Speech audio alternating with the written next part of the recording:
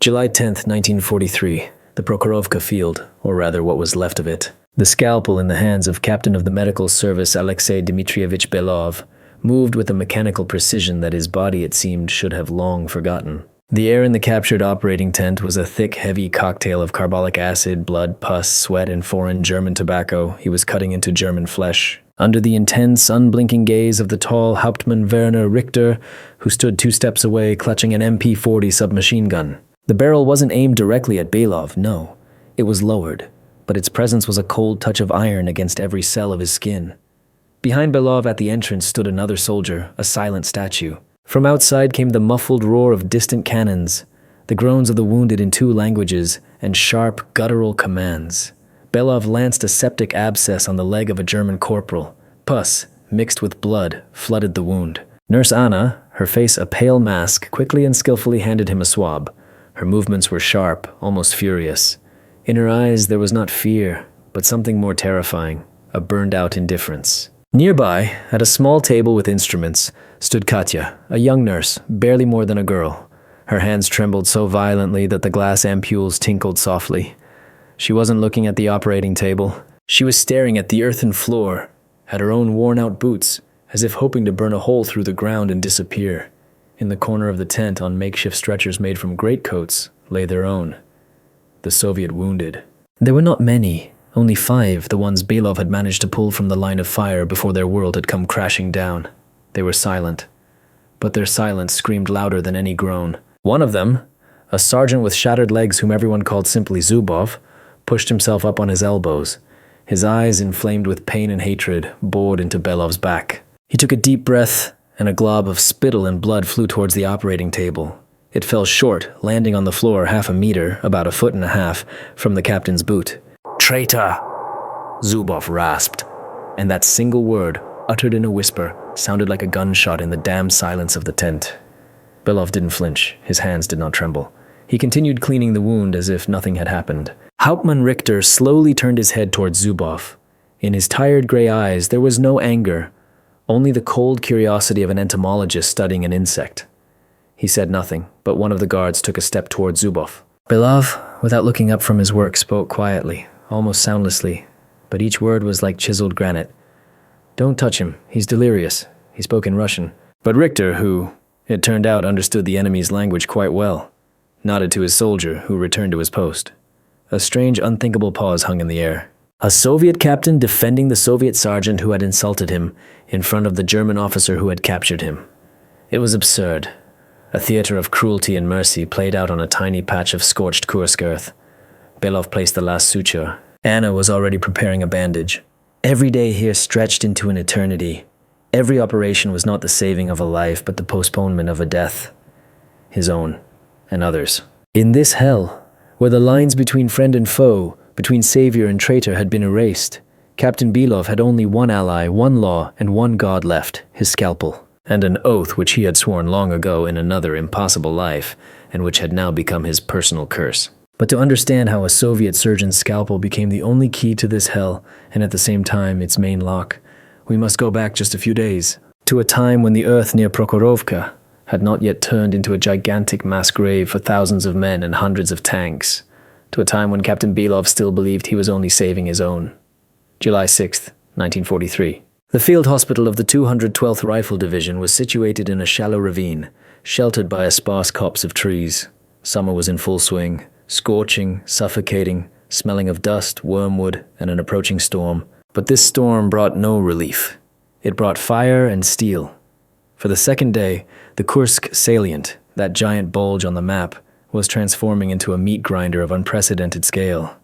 Captain Belov had not slept for nearly 48 hours. His eyes were red and sunken, with dark circles underneath. 3 days of stubble made his face look gaunt and older than his 32 years. But his hands were steady, his mind crystal clear. He worked at an operating table lit day and night by a dim kerosene lamp that cast trembling, bizarre shadows on the tent's canvas walls. He was not just a surgeon. He was the conductor of this orchestra of suffering and hope.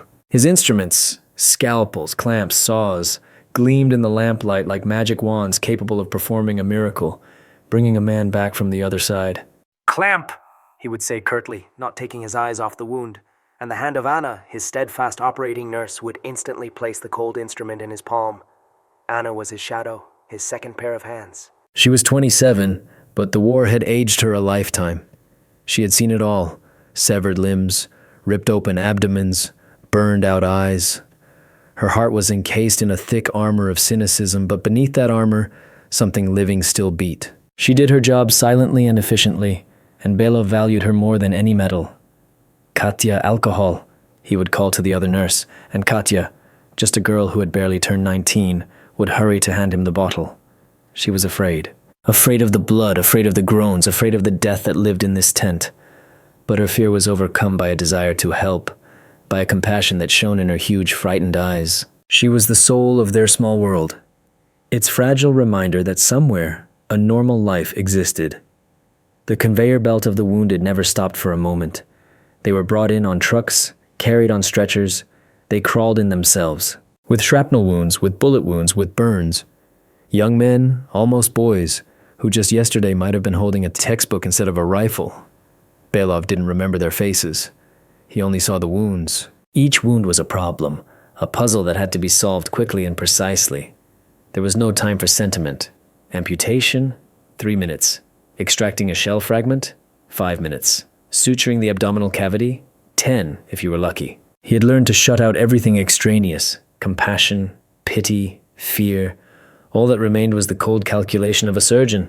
He was a machine for saving lives. In the evening, during the brief lulls when another batch of wounded had been operated on and sent to the rear hospital, Belov would step out of the tent.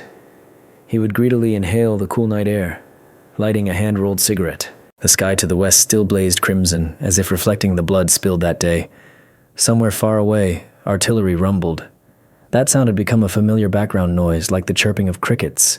He would take a worn photograph from his tunic pocket. His wife Lena and his 5-year-old son Seryozha. They smiled at him from the card, smiled from another almost unreal life. He would look at them and try to remember what it was like to simply live. Not to survive, but to live. On this evening, July 6th, a sense of alarm hung in the air. Intelligence reported a concentration of German tank units. There was talk of a prepared counterattack. The head of the field hospital, Major Petrov, an old and cautious doctor, had already spoken twice that day about the need to move further to the rear. But the division command had only one answer: "Hold your position. We'll be driving them back soon." Belov, finishing his cigarette, returned to the tent. Anna was already sterilizing instruments in a boiling cauldron. Katya was bandaging a lightly wounded soldier, whispering something quietly to him, and he, despite the pain, was smiling. At that moment, Belov did not yet know that these were the last peaceful hours of their lives. He did not know that very soon, his ability to save people would be tested in a way he could not have imagined, even in his worst nightmares. He did not yet know that the rumble he would hear in a few hours would not be a distant cannonade. It would be the sound of approaching hell, the sound of hundreds of steel tracks grinding their world into bloody dust. The night of July 6th to 7th was unnaturally quiet. Even the distant artillery exchange had died down, as if both sides were holding their breath before the decisive thrust. This silence was more nerve-wracking than any roar. Around 4 in the morning, just as the sky in the east began to turn gray, the earth trembled. At first, it was barely perceptible, like a distant echo of an earthquake. Then, it grew stronger. In the operating room, instruments on a metal tray began to rattle. Belov, who was just finishing an operation on a tanker's shattered foot, looked up. His eyes met Anna's. In her gaze, he read the same question. This was no artillery preparation. The sound was different, low, rumbling, all-pervading. It came not from the sky, but from under the earth itself. It grew with every second, turning into a deafening roar that seemed to vibrate the very air. "Tanks," whispered Katya, her face turning pale. "Ours," someone among the wounded said uncertainly, but Belov already knew. The sound wasn't coming from the east, from the rear. It was coming from the west, straight at them. The catastrophe struck suddenly, without warning. The first shells hit the field hospital's location with a deafening crash. One of them struck a truck full of medical supplies, which exploded into a fireball. The earth bucked. The canvas wall of the operating tent was ripped open by shrapnel. The kerosene lamp went out, plunging everything into darkness. The screams of the wounded mingled with the crackle of machine gun fire. Belov acted on pure instinct. "Everyone down. Anna, Katya, to me!" His voice cut through the din. He grabbed both girls and threw them to the earthen floor, covering them with his body. Outside, all hell had broken loose. The roar of engines grew closer, joined by the clang of caterpillar tracks and the dry rattle of automatic weapons. Through the holes in the canvas, flashes of gunfire were visible. The sun was just rising, painting the smoke in shades of pink and blood. From over the hill, crushing bushes and young trees, they appeared, the dark angular silhouettes of German PZ. KPFW, of 4 tanks, with white crosses on their armor. They came on like an avalanche, firing their cannons and machine guns. Behind them ran the figures of infantrymen in gray-green uniforms. A breakthrough. They were caught at the very tip of the German spearhead. The resistance was brief and desperate. A few medics and lightly wounded men who could hold a weapon opened fire with their rifles. But what could they do against a steel armada? Their response was swept away by a storm of fire. Tents burst into flames one after another. The screams of the wounded, a mixture of pain and terror, cut through the air. Belov, pressing the trembling girls to the ground, understood. This was the end. Their field hospital, their small island of life in an ocean of death, was ceasing to exist. It all ended as suddenly as it had begun. The tanks rolled past, pushing deeper into the Soviet defenses. Only the infantry remained in the ravine. In the silence, broken only by the crackling of burning tents and the groans of the dying, guttural commands in German rang out. The flap of their operating tent was yanked open. 2 German soldiers stood at the threshold. Their faces were grimy with soot, their eyes shining with excitement. They raised their submachine guns. "Hände hoch!" came the sharp command. Slowly Belov rose, shielding Anna and Katya with his body. He raised his hands. He looked into the eyes of the German soldier, just a boy, and saw not malice, but a mixture of fear and adrenaline. An officer entered the tent, tall, lean, with an iron cross on his chest. It was not Richter. It was another one, with dead, cold eyes and the SS insignia on his collar. He scanned the tent, his gaze lingering on the wounded, on Belov, on the terrified Katya. A crooked smirk appeared on his lips. He said something to the soldiers. Grinning, they took a step forward. At that moment, Belov understood everything. To this officer, they were not doctors or nurses. They were simply Untermenschen, trophies. He closed his eyes, waiting for the shot. But instead, another voice rang out. Calm, authoritative. Was ist hier los? Another officer had entered the tent. A Hauptmann of the Wehrmacht, Werner Richter. He looked at the SS officer, then at Belov and the nurses. His gaze fell on the operating table, on the fresh bandages on the tanker's leg. He saw the scattered instruments, the ampules, the bottles of solution.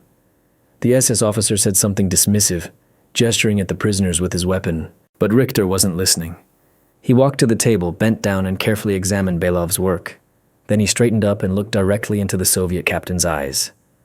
Their gazes met. The gaze of a surgeon who had just lost everything, and the gaze of an officer who was searching for something important in this bloody chaos. Richter turned to the SS officer and said something short and commanding. The SS man's face darkened, but he didn't argue the order, only shot a venomous glare at Belov and left the tent. Richter gestured to the wounded Germans who were already being brought into a neighboring tent that had miraculously survived. There were many of them. Their own field aid station was overwhelmed. He looked at Belov again, and then came the words that would divide the captain's life into before and after. "Sie sind Arzt?" he asked. "Are you a doctor?" Belov nodded silently. Richter pointed his chin toward his own groaning soldiers. "Arbeiten," he commanded. "Work." At that moment, Belov knew. He would not be shot. A fate awaited him that was perhaps much worse. He was to save the men who had just been killing his comrades. The first few hours passed in a kind of fog, a stupor.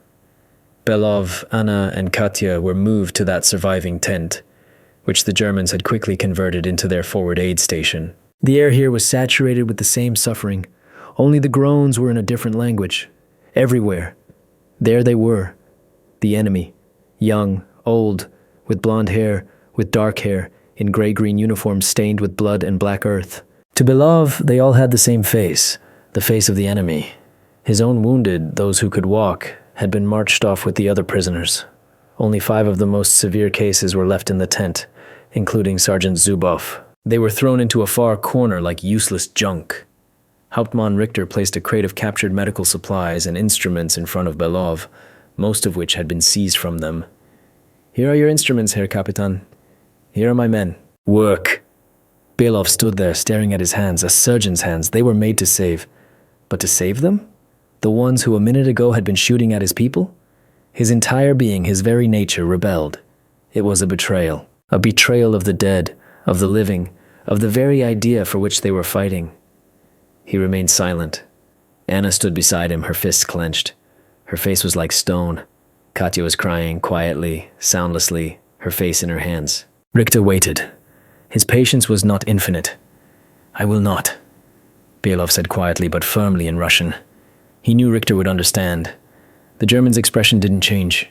It was as if he had expected this answer. He slowly walked over to the corner where the Soviet wounded lay. He drew a Walther from its holster and cocked the hammer. He aimed the pistol at a very young boy with a chest wound.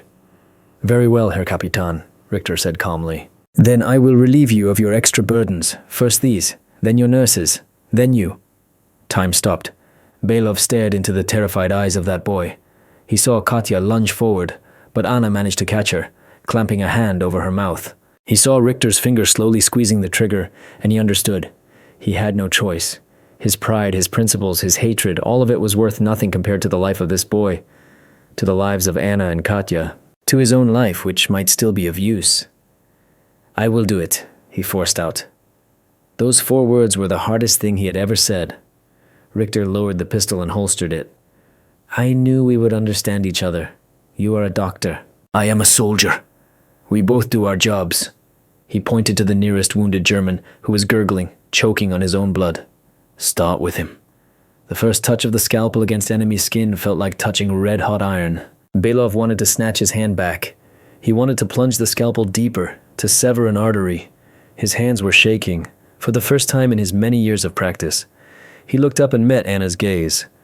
There was no judgment in her eyes, only a dull, hopeless anguish and understanding. She knew there was no other way. She silently handed him a swab. Katya, ceasing her tears, went to the small table and began to sort the instruments.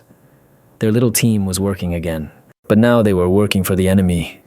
With every cut, with every stitch, Belov felt something inside him die, that part of his soul that divided the world into black and white, into friend and foe.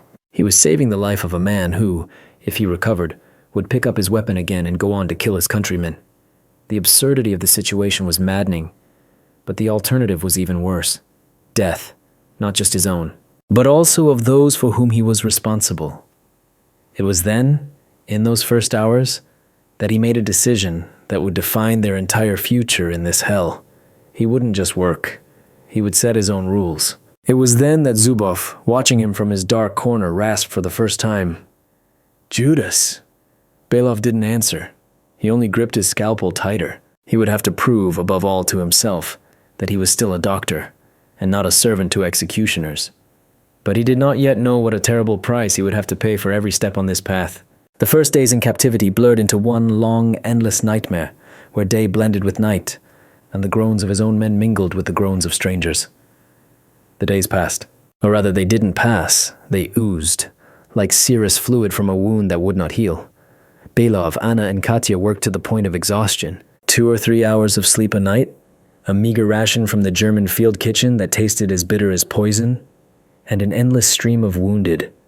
At first, Belov did only what was demanded of him. He operated on the Germans pointed out to him by Richter or the German medic, an old, tired Bavarian named Klaus. But he quickly realized that such a passive position was a path to nowhere. He was a hostage, a slave with a scalpel, and his wounded men in the corner were slowly dying from lack of care and medicine. Something had to change. The turning point came on the 3rd day. Another batch of wounded was brought in, and among them was a German Oberleutnant with a severe abdominal wound. He needed surgery immediately. But at the same time, one of the Soviet soldiers, the same boy Richter had aimed his pistol at, was developing sepsis. He required immediate debridement of his wound and a large dose of sulfonamides, which Belov did not have. Richter, as always, was observing. He pointed to his officer, him first, and then Belov did what no one expected. He placed his instruments on the table. No, he said firmly. I will operate first on the one who is in more critical condition, and that is my soldier.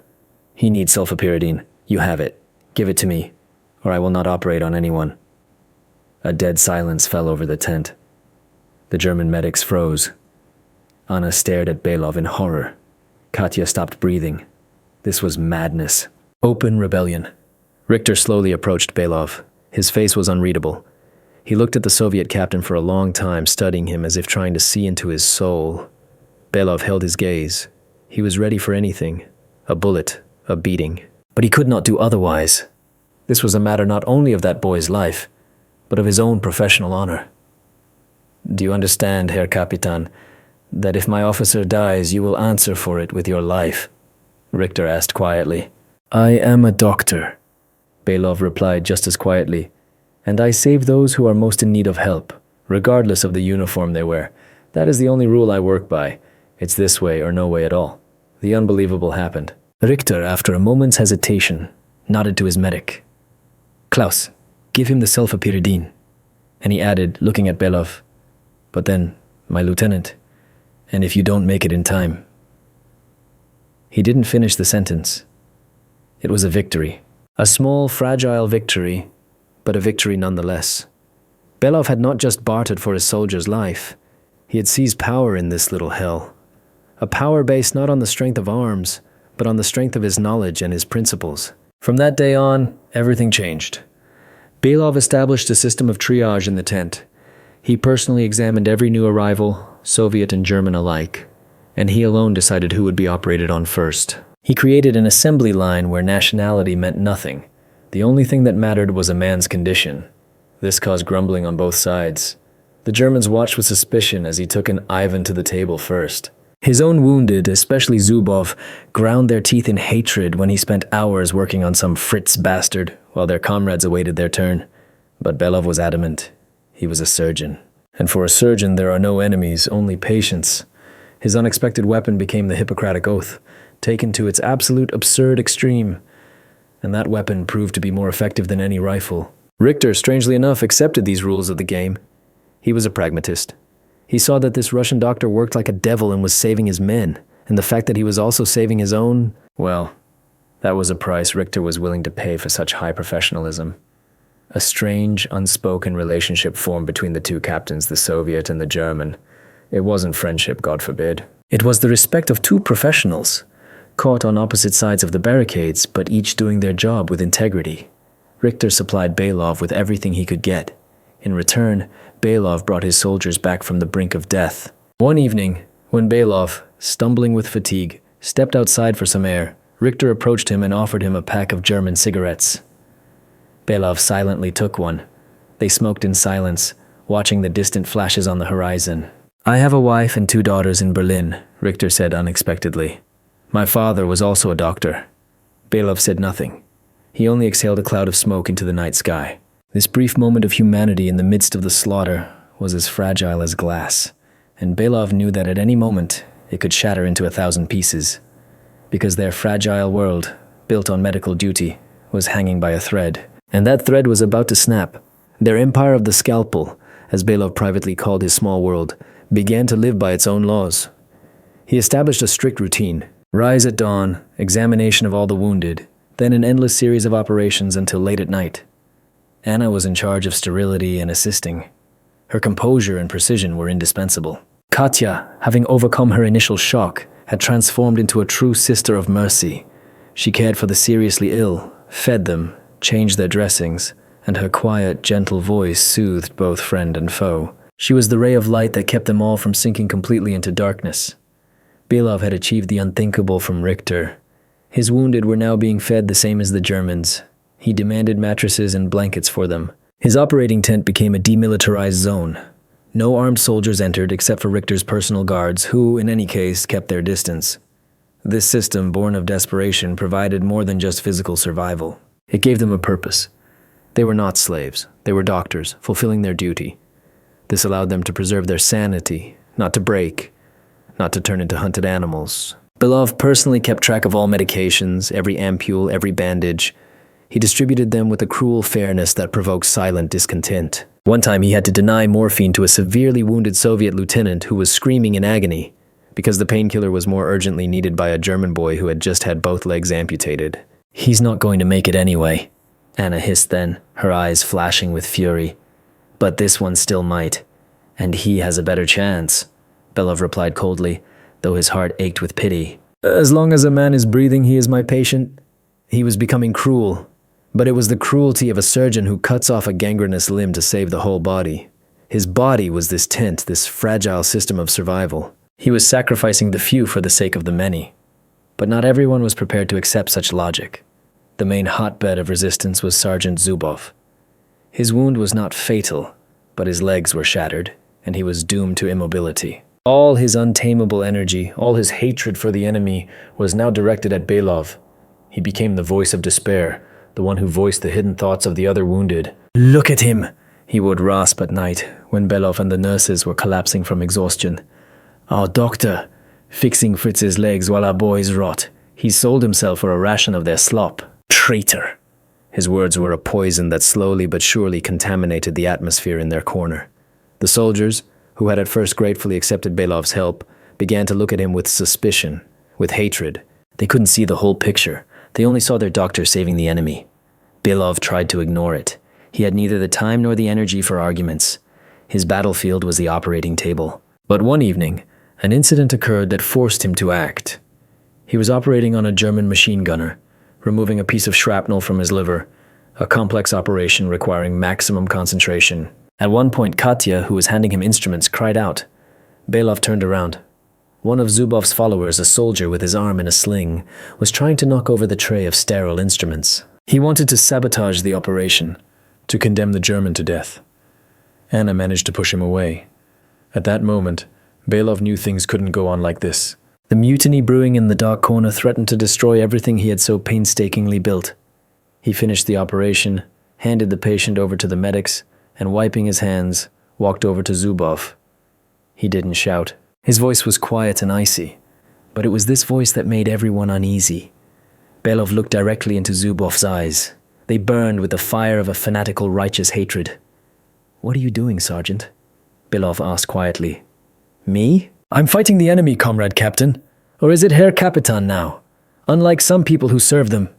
Zubov spat. Several wounded men in his corner grumbled in approval. "You're a fool, Zubov," Belov said just as calmly. "You only see what's right in front of your nose.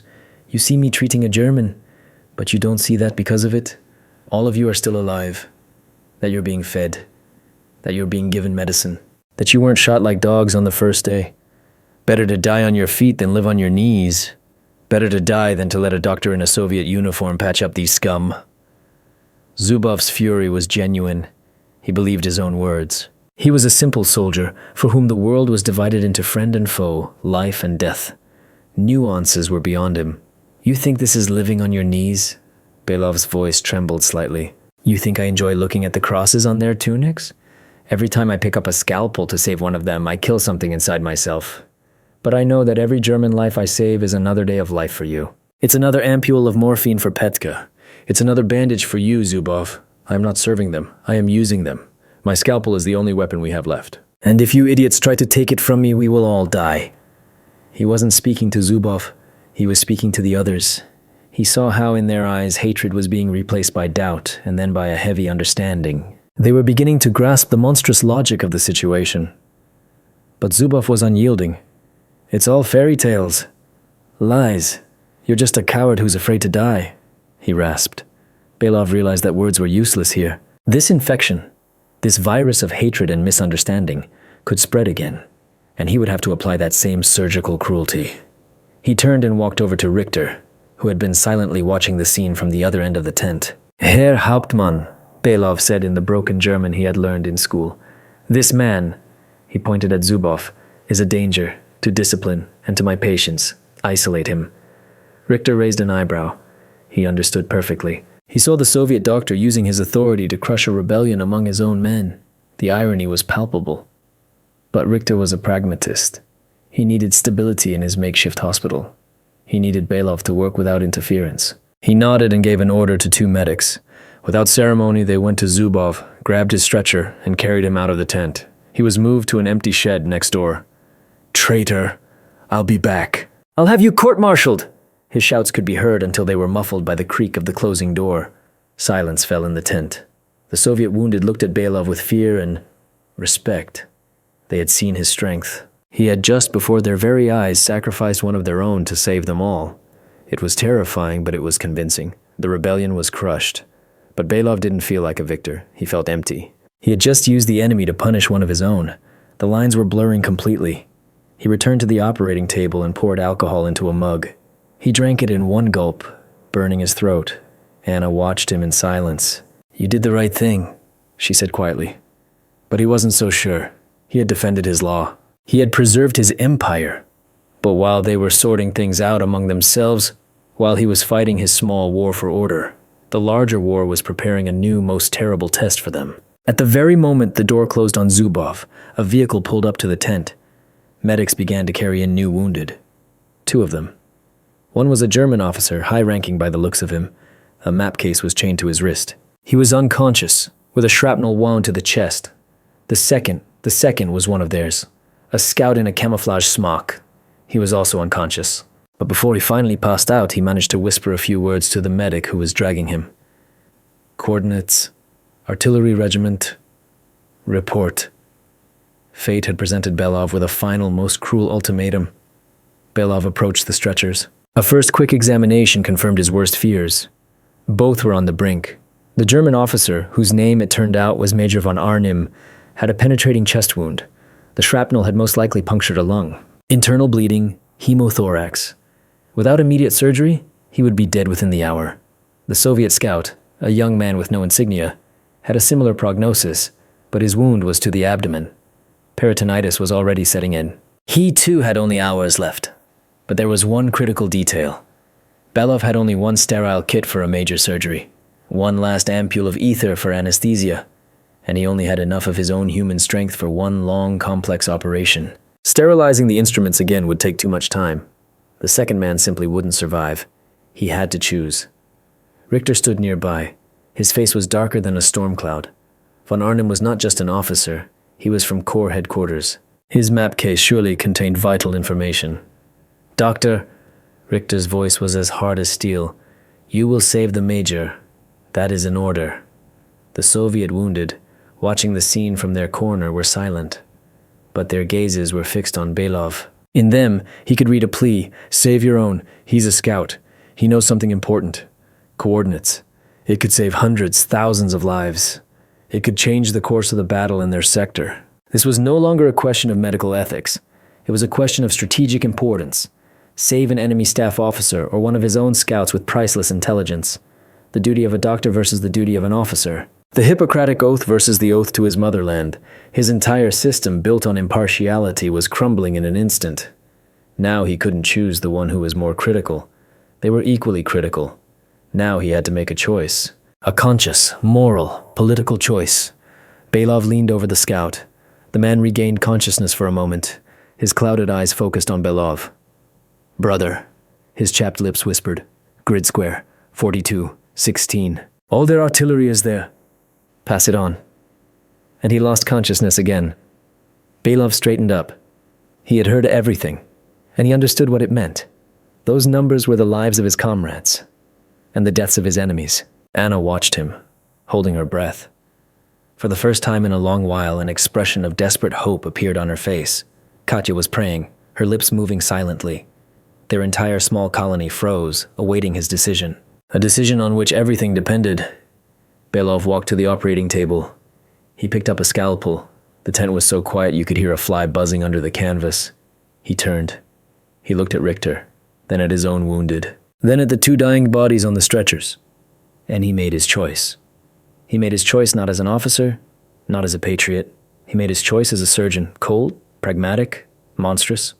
He walked over to the German major. He quickly assessed his condition one more time. Chances of survival with a successful operation, roughly 50-50. Then he went to the scout. He lifted his eyelid, looked at his pupil, felt for a pulse, examined the wound, and he knew. With that much blood loss and with peritonitis already developing, the boy's chances of survival were almost zero. Even with immediate surgery, he would most likely die on the table. And if he started operating on the scout, the German major would be guaranteed to die within half an hour. To waste the only chance on a nearly hopeless patient, thereby killing the one who could still be saved? His medical logic screamed, no! He could save 1 life out of 2, and it was the life of the German major. He turned to Anna. "Prepare the major for surgery anesthesia." In that instant, something broke. In Anna's eyes, hope turned to disbelief, and then to icy contempt. From the corner where the Soviet wounded lay, a low, desperate groan was heard, as if they all understood at once that they had been betrayed. Utterly, irrevocably. Belov said nothing. He put on his gloves. He took the scalpel. He bent over the enemy. At that very moment, as the steel touched the skin, a rising, incomparable howl came from far away, from the direction of the Soviet positions. A sound that made German blood run cold and fill the hearts of Soviet soldiers with hope. It was the Katyushas.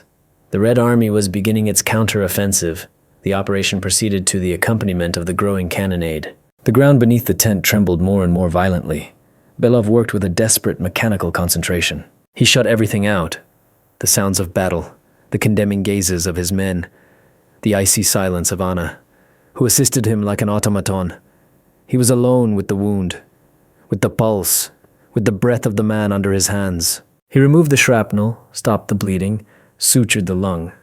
Every movement was practiced, precise. He was doing his job. He was saving a life. He did not allow himself to think about whose life he was saving, and at what cost. Nearby on a stretcher, the Soviet scout was dying. Katya, crying, held his hand and moistened his lips with water. She was the only one who stayed with him in his final moments. At some point, he stopped breathing. Katya let out a soft cry. Belov didn't even turn his head. He was placing the final suture on Major von Arnim's chest.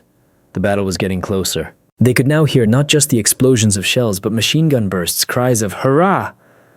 Richter stood at the entrance to the tent, listening intently to the sounds of combat. His face was gray. He understood that their breakthrough had failed. Now they themselves were trapped. When Belov finished, the roar was right outside. A German soldier ran into the tent, shouting something excitedly to Richter. He replied curtly and turned to Belov. There was neither gratitude nor malice in his eyes, only weariness. He nodded at von Arnim. "We are retreating. You will take care of him." And he left. The Germans began to hastily abandon the camp. They took their lightly wounded, leaving the severely injured behind. Only the operated-on major and a few other German soldiers who couldn't move remained in the tent. Chaos, shouts, then everything fell quiet. And in the ensuing silence, they heard Russian speech. Soviet soldiers burst into the tent, filthy, excited from the battle, with wild eyes. The first thing they saw was this strange scene. A Soviet doctor in an officer's uniform standing over a table on which lay a German major with fresh stitches on his chest. Nearby on the floor, the dead body of their scout. In the corner, their own wounded, looking at the surgeon with hatred. "Bastard traitor," one of them screamed. "He was saving a Fritz while our guy was dying." The soldiers raised their rifles. Belov didn't even move. He was too tired to be afraid. He simply waited. It seemed it was all over. But then a lieutenant from the special department entered the tent, young with sharp, cold eyes. "Smersh, stand down," he snapped at the soldiers. "We'll sort this out."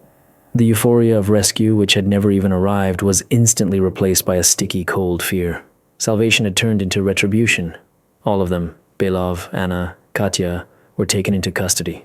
The interrogation was conducted by that same lieutenant. He didn't shout, didn't threaten. He spoke quietly, insinuatingly, which made it even more terrifying. He laid out the facts, and they were irrefutable. Fact 1. Captain Belov voluntarily agreed to work for the Germans. Fact 2.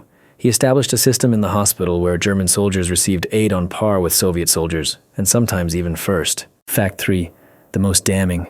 At the decisive moment, having the choice between saving the life of a Soviet scout with vital information and a German staff officer, he chose the German, resulting in the scout's death. Belov tried to explain. He spoke of the Hippocratic oath, of a doctor's duty, of blackmail. He explained his monstrous surgeon's logic. He chose the one with the better chance of survival. "I was saving a life, not a uniform," he repeated. But the lieutenant looked at him as if he were insane. In his world, the world of war, such logic was tantamount to treason. "Your medical duty, Captain, is to save soldiers of the Red Army. You are saving those who kill them. That is called aiding the enemy." The testimony of the wounded, especially Zubov, who had also been liberated, was incriminating. They told everything as they had seen it, how Belov treated the Fritzes, how he punished his own for disobedience. During her interrogation, Anna confirmed Belov's story, dryly, without emotion. She stated the facts as they were, but her words only worsened his position, confirming that he had indeed created this system. Katya cried and tried to defend the captain, saying he had saved them all, but no one took her rambling emotional account seriously. The verdict was a foregone conclusion. Captain Belov, a surgeon who had saved dozens, perhaps hundreds of lives on both sides of the front, was officially declared a traitor. His incredible feat of survival and service to his duty under inhuman conditions was deemed treason by the system. A tribunal awaited him. His personal hell was just beginning. He had survived the inferno of the Kursk Salient only to be thrown into the gears of another, no less merciless machine. The fate of the heroes of this story was tragic, like the fates of many whose deeds did not fit into the Procrustean bed of official war chronicles. Captain Alexei Dmitrievich Belov was tried by a military tribunal. The death sentence, considering some extenuating circumstances and a shortage of qualified personnel, was commuted to 25 years in the camps and assignment to a penal battalion. But he never made it to the Strafbat. At a transit point, he contracted typhus and lingered between life and death in an infirmary, where he was treated worse than an animal. His own profession saved him. When the camp's chief medical officer learned he had a god-tier surgeon on his hands, he, despite the conviction, arranged for his transfer to the camp hospital. So Belov once again took up a scalpel. He operated on prisoners, guards, civilian employees. He saved hundreds more lives while remaining an enemy of the people. He served 12 years and was released under an amnesty in 1955. A gray-haired, sick, broken man. He returned to his hometown, but his wife, having received notice that he had been convicted as a traitor, had long since renounced him and married another man. He never saw his son again. He was forbidden to work as a surgeon. He spent the rest of his days working as an orderly in the city hospital, a silent, grim old man whom everyone shunned. He died of a heart attack in the early 70s. Efforts to rehabilitate his name began only many years later, after his death. Anna, the operating nurse, received 10 years in the camps as an accomplice. Her heart and character helped her survive. She served her entire sentence from start to finish working in a logging camp. After her release, she moved to Siberia, married a fellow ex-prisoner, and never spoke of the war again. She burned all her wartime photographs and documents, trying to erase that period from her memory. The fate of Katya, the young nurse, was the saddest of all. As the youngest and most easily misled, she was sentenced to 5 years of exile, but her fragile psyche could not withstand the trauma. She broke during the interrogations. In exile, she developed a mental illness and spent the rest of her life in a specialized institution, a quiet, disturbed woman who, until the day she died, whispered about the wounded and asked for clean bandages. Sergeant Zubov, on the contrary, became a hero. He was held up as a model of resilience and patriotism, a man who even in captivity tried to fight against treason. He was discharged due to his injuries, returned to his native village with a medal on his chest, worked as a collective farm chairman, and often spoke to school children about his heroic deeds and the importance of always remaining loyal to the motherland. He never mentioned Captain Belov. The German Hauptmann Werner Richter most likely perished in that same year of 43 during the retreat. No information about his subsequent fate could be found. Whether Major von Arnim, whom Belov saved at the cost of his own reputation and freedom, survived is also unknown. His trail was lost in the bloody chaos of the Eastern Front. The story of their small empire of the scalpel was securely buried in the archives under the top-secret stamp. The feat of a doctor who tried to remain human in inhuman conditions was declared a crime. The civilized world they had so longed to return to proved to be far more cruel and unjust than their tent, where life and death obeyed a single law, the law of the surgeon. But it was said that in the post-war years, when the old tormented Belov was working as an orderly, strangers would sometimes approach him, limping, one-armed, scarred men, and silently bow to him from the waist. Who these men were, nobody knew. Official history did not preserve Captain Belov's name in its lists of heroes. His name remained only in interrogation protocols and the verdict of a military tribunal, like the brand of a traitor. His personal file, his attempt to explain his actions, his story of his oath and medical duty were filed away and locked in a distant archive as an inconvenient, unheroic, and even harmful page of the war. The war demanded clear-cut heroes and clear-cut traitors, complicated stories where white mixed with black, where a heroic act could look like treason, and where saving an enemy became the only way to save one's own. Such stories were not needed. They undermined the simple, understandable myth of the great victory. But real history, the truth from the trenches, does not live in archives. It lives in the memory of people, passed from mouth to mouth, acquiring details and turning into legend. Among frontline medics, those who had passed through the hell of field hospitals. A tale circulated for a long time. They told it in whispers around a campfire, over the commissar's 100 grams of vodka. The legend of the mad surgeon of the Kursk Salient. It was said that there was a captain there who, in a captured field hospital, created his own state. A state without borders or nationalities, where the only law was the Hippocratic Oath, and the only ruler was a surgeon with a scalpel in his hand. In this state, there were neither Soviets nor Germans, only patients. And he, like an impartial god, decided who would live and who would die, guided not by orders or patriotism, but only by the severity of the wound. A belief circulated among the soldiers that if, after that terrible summer of 1943, you happened to end up in a hospital with a complex wound, you had to hope that you would be operated on by a doctor who had heard the legend of Belov, because such doctors understood something that others did not. They understood that a doctor's true battle is not fought on the front line, but on the operating table. And the enemy in this battle is singular: death. And death wears no uniform. This story became a parable about a terrible choice, about human duty in inhuman conditions, about how the most important victories are sometimes won, not with a weapon, but with a conscience, and about how such victories sometimes demand the highest price: oblivion and shame. This story is not just a chronicle of a forgotten event. It is a reminder that even in the darkest hell created by men, there is always a place for humanity, even if that humanity seems like madness, and that sometimes the greatest feat is not to kill the enemy, but to remain true to oneself, to one's oath, to one's soul, even if the whole world considers you a traitor.